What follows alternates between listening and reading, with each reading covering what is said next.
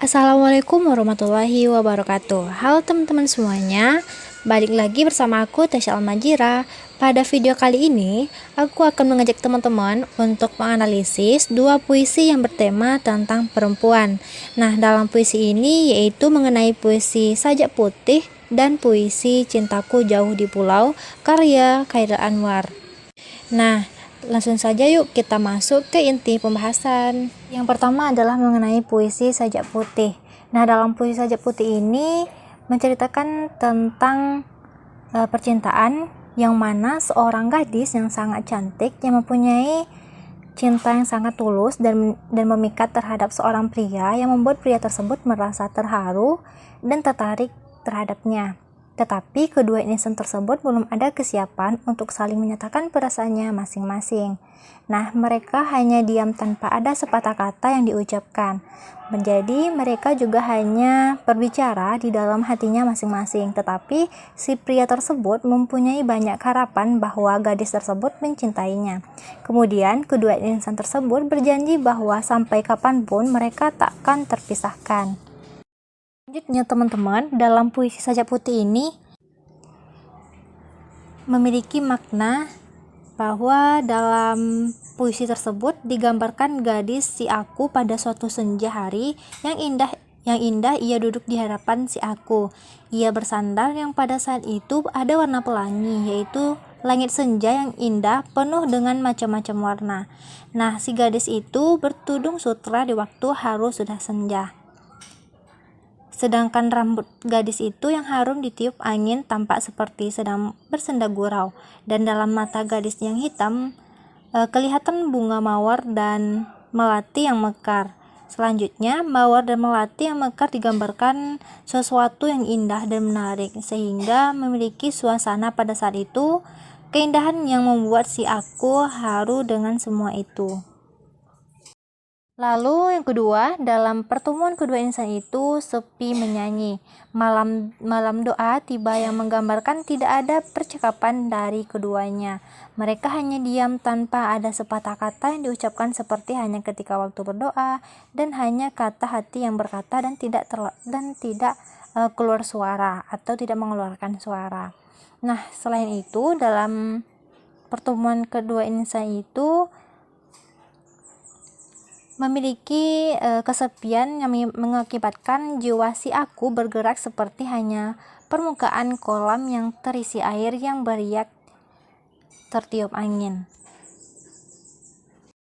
Selanjutnya yang kedua adalah mengenai puisi yang berjudul Cintaku Jauh di Pulau. Nah, dalam puisi ini teman-teman menceritakan usaha aku yang akan menyampaikan keinginannya yang sangat diidam-idamkan, yang dikiaskan sebagai gadis manis, yang mungkin gadis manisnya itu adalah pacarnya yang sedang berada di sebuah pulau yang jauh. Nah, hal ini teman-teman disebabkan oleh perasaan bahwa maut akan lebih awal datang. Maka dari itu, meski sudah menghabiskan banyak waktu dan segala usaha telah dilakukannya, hal itu akan menjadi percuma karena sudah diatur oleh garis nasib. Nah, selanjutnya teman-teman, dalam puisi ini memiliki tema yang mana memiliki pesan kasih tak sampai yang dapat kita lihat atau kita buktikan dalam arti makna puisi pada setiap baitnya. Yakni yang pertama, dan pada bait pertama yang berbunyi cintaku jauh di pulau, gadis manis sekarang iseng sendiri. Nah, jadi teman-teman, dalam gadis manis sekarang iseng sendiri itu artinya sang kekasih tersebut adalah seorang gadis yang manis yang menghabiskan waktu sendirian atau sedang iseng tanpa kehadiran tokoh aku.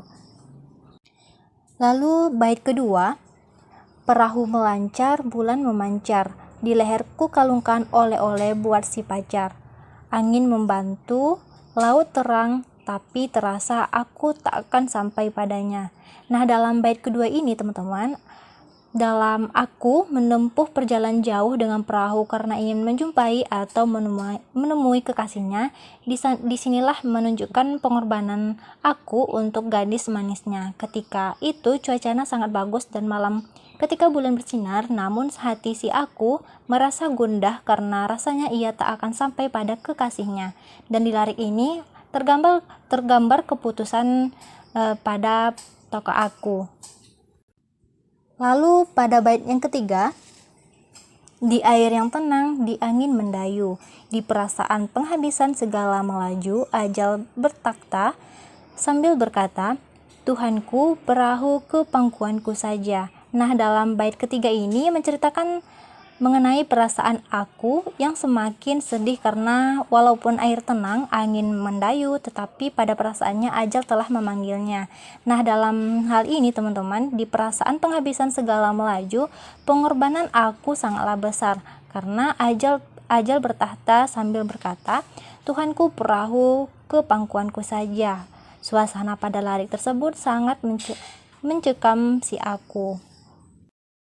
Selanjutnya bait keempat, Amboi, jalan sudah bertahun ku tempuh, perahu yang bersamakan merapuh. Mengapa ajal memanggil dulu sebelum sempat berpeluk dengan cintaku? Nah, jadi teman-teman, dalam bait keempat ini yang menunjukkan pengorbanan aku pada keadaan yang mencekam yang telah dilewatinya. Demi menjumpai kekasihnya, ia telah bertahun-tahun berlayar. Bahkan teman-teman, perahu yang membawanya akan rusak. Namun ternyata kematian menghadang dan mengakhiri hidupnya terlebih dahulu sebelum ia bertemu dengan kekasihnya. Nah, jadi disinilah si aku merasakan kegagalan yang mendalam dan semakin berganti bait. Kesedihan itu semakin memuncak serta emosionalitas aku di sini sangat tergambar dengan tulisannya seperti tidak diterima. Atau bait kelima, manisku jauh di pulau, kalau ku mati, dia mati iseng sendiri.